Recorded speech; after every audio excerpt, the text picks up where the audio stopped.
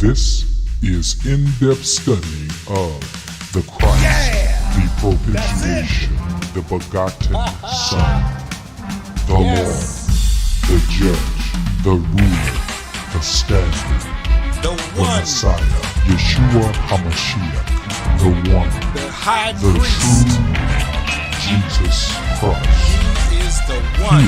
Here on Understanding the Bible Radio, on Screen Study, Facebook Live, YouTube Live, on Screen, Undeniable Facts of Scripture. Understanding the Bible Radio, Ron Saxton back again with Genesis 42. Genesis 42. We're looking to see what happened here. The famine has come to Egypt. Joseph is in the house of Egypt, and he is getting ready to getting the Egyptians and getting Egypt ready for the famine that's come, and is coming all over the earth, is what it says, and the Lord is bringing it, and it's interesting. It's very interesting. Gave the interpretations of dreams, so much he was able to interpret Pharaoh's dream, and that's how they were able to be prepared for this famine that is coming. And this is starting the issue that will complete and fulfill Joseph's dreams as a boy in regards to his family. Okay, so it's very important for you to understand that God's working his purpose, and he's going through the lineage of Abraham, and Joseph is a part of that lineage because his daddy is Jacob, which is better known as Israel, and his father is Isaac, and Isaac is the son of Abram. So it's very important for you to understand that, but his purpose is ongoing. It's an everlasting covenant, and men will partake of this covenant as time goes on into eternity.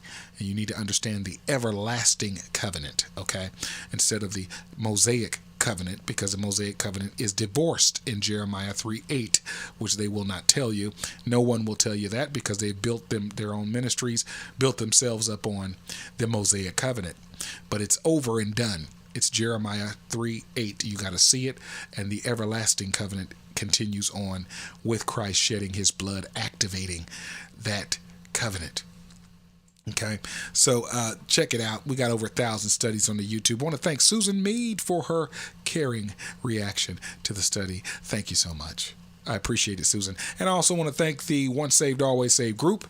They have invited me to place the studies on their group, and I share them with them, and I go through the scriptures here and show some Hebrew if I need to, because that's where we are in the Old Testament, where the Hebrew is translated into our English, and our English is not the original. So you need to know that.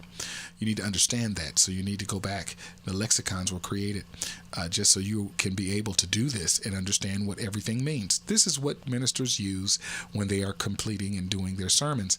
They use the lexicons. They should be. And they should be telling you the true deal of what it says. So in order for you to know what it is, you can see it yourself right here at blueletterbible.org, and this is free and no way associated with them other than I'm use it on my studies. That's it. There's no ads on the studies. There's over 1,000 studies on the YouTube, Understand the Bible Radio. I'm Ron Saxton. Follow me on Facebook. Follow me. Don't friend me. Follow me. You can also subscribe to the YouTube and hit the bell notification. Let's jump right in. Now, when Jacob saw that there was corn in Egypt, Jacob said unto his sons, Why do ye look one upon another? He said, Behold, I have heard that there is corn in Egypt. Get you down thither, and buy for us from thence, that we may live and not die.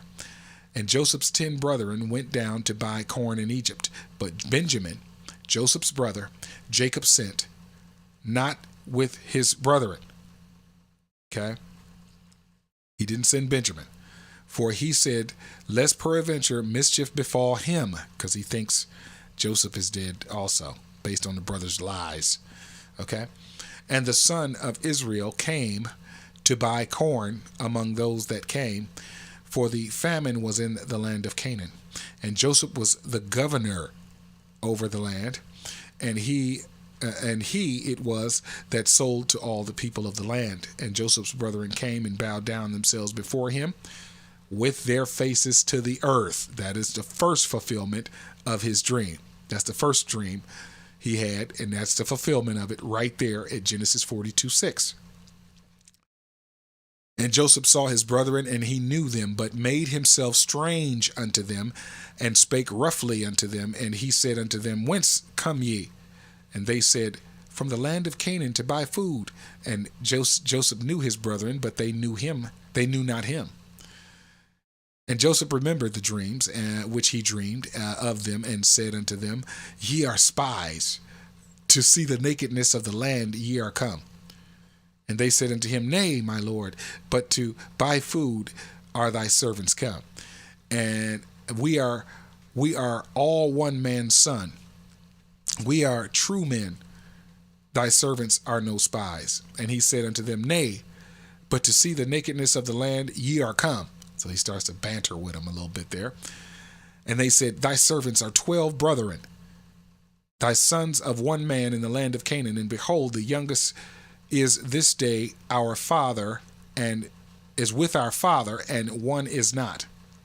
And Joseph said unto them, That is it that I spake unto you, saying, Ye are spies. Hereby ye shall be proved. By the life of Pharaoh, ye shall not go forth hence, except your youngest brother come thither. Send one of you, and let him fetch your brother. And ye shall be kept in prison, that your words may be proved, whether there be any truth in you, or else, by the life of Pharaoh, surely you are spies. And he put them all together into ward 3 days in the prison. And Joseph said unto them the 3rd day, This do and live, for I fear God. If ye be true men, let one of your brethren be bound in this house of your prison. Go ye, carry corn for the famine of your houses. But bring your youngest brother unto me. So shall your words be verified, and ye shall not die. And they did so. And they said one to another, We are verily guilty concerning our brother, in that we saw the anguish of his soul when he besought us, and we could not hear. Therefore is this distress come upon us. And Reuben answered them, saying, Spake I not unto you, saying, Do not sin against the child, and you would not hear. Therefore, behold, also his blood is required. And they knew not that Joseph understood them, for he spake unto them by an interpreter. And he turned himself about from them and wept, and returned to them again, and communed with them, and took from them Simeon, and bound him before their eyes. Then Joseph commanded to fill their sacks with corn, and to restore every man's money into his sack, and to give them provision for the way. And thus did he unto them. And they laden their asses with the corn, and departed thence. And as one of them opened his sack to give his ass provender in the inn, he espied his money. For behold, it was in his sack mouth. And he said unto his brethren, My money is restored, and lo, it is even in my sack.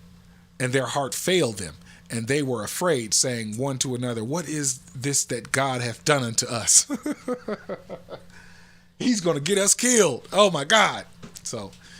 And they came unto Jacob, their father, unto the land of Canaan, and told him all that befell unto them, saying, The man who is the Lord of the land spake roughly to us, and took us for spies of the country. And we said unto him, We are true men, we are no spies. We be 12 brethren, sons of our father. One is not, and the youngest is this day with our father in the land of Canaan. And the man, the Lord of the country, said unto us, Hereby shall I know that ye are true men. Leave one of your brethren here with me, and take food for the famine of your households, and be gone. And bring your youngest brother unto me, that I shall know that ye are no spies, but that ye are true men. So I will deliver you. your brother, and ye shall traffic in the land. And it came to pass, as they emptied their sacks, and behold, every man's bundle of money was in his sack. And when both they and their father saw the bundles of money, they were afraid. And Jacob their father said unto them, Me have ye bereaved of my children. Joseph is not, and Simeon is not. And ye will take Benjamin away. All these things are against me. And Reuben spake unto his father, saying, Slay my two sons, if I bring him not to thee. Deliver him into my hand, and I will bring him to thee again. And he said, My son shall not go down with you, for his brother is dead, and he is left alone. If mischief befall him by the way in the which ye go, then shall ye bring down my gray hairs with sorrow to the grave. Yes, he did. Yes, he did. I want to say hello to John Bissung. I want to say John Bissung or Bisung. How are you? Good to see you. Hit the like button for me. That's all I need. Hit the like button. No money, no tithing, no seed sowing, no Cash App, none of that here. We've got over 1,000 studies on the YouTube Understanding the Bible Radio. I'm Ron Saxton, and I want to thank you guys for joining me. We never ask for money at all, period. We do live studies showing you the true definitions of Scripture by the Hebrew and Greek. So there you go. We can look at some Hebrew here if you want to look at something, John. Post it up ASAP, okay? Because we just saw everything here. Famine has come. Jacob has got it in his mind. Hey, we got to go buy corn from Egypt because they got it.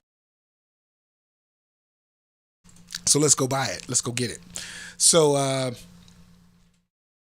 they go and they go get corn from Egypt, but Joseph sees them, and they don't know that it's him, and he deals harshly with them a little bit there, but he's using it all to get Benjamin, to get everybody to come to him. That's really what I would understand him doing. He's telling them as he throws them in jail for a little while, and he says, "Hey, leave one of them here. Y'all go out to show me and prove to me that y'all are not spies." But he knows what he's doing. They don't know. And he gives them their money back, you know? So, I mean, hey, there it is. So Jacob, he probably knows it. No, he doesn't know it. He doesn't know how his father's acting, Jacob.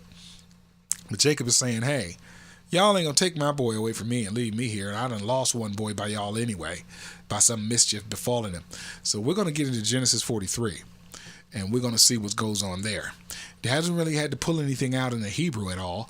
It's really self-explanatory what's going on. And this is where we see the fulfilling of his first dream. And that's, I want to say verse 6. His first dream with his brothers, because they bowed down to him. And he was in authority at the time. His first dream was to his brothers, hey, we all had sheaves of wheat or corn, and your sheaves bowed down to mine. That was his first one. There it is right there. There it is. There's a fulfillment of it right there. Years and years later. Okay, because he was a boy when he dreamt this, but now he's 30-something years old in Egypt. Okay, in power, and they bow down. You know, they bow down themselves before him. There it is. So the next one is that he dreamt that his father, all right, his stars, something like that, bowed down to him. Okay. And so the father, Jacob, got a little wroth with him and didn't want to hear anymore, kind of deal. So now looks like Jacob's going to be bowing down too, because looks like he's going to come to see this Egyptian or whatever have you, with his son Benjamin, and doesn't want to let him go by himself. So hopefully that's going to happen in the next one. I think it's going to happen because the dream is there. So more than likely, we're going to see it. We're going to see it. I'll be back in a few minutes with the next chapter, Genesis 43. And thank you for staying here and checking out the Genesis study with me right here at Understanding the Bible Radio. Please allow us to extend our deepest thanks, our humblest appreciation our greatest gratitude for your fellowship here